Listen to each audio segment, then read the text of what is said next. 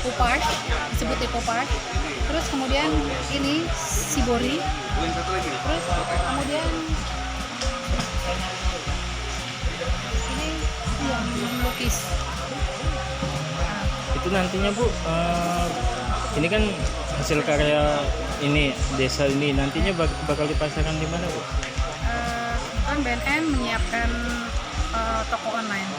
Toko online. Bisa dijelaskan Bu online Bu? Untuk toko online bisa menghubungi ke BNNP di sini, kemudian didaftarkan bagi mereka yang ingin menjual hasil karyanya mereka. Oh gitu. Kalau dari harganya Bu bisa dijelaskan nggak Bu? Harganya katanya kalau ini kurang lebih harganya 80.000. 80.000. Ya. Kalau yang ini? Kalau yang ini kurang lebih tadi ini kurang lebih 50 sampai 75 ribuan. Nah, sementara ini harganya 125 sampai 150.000.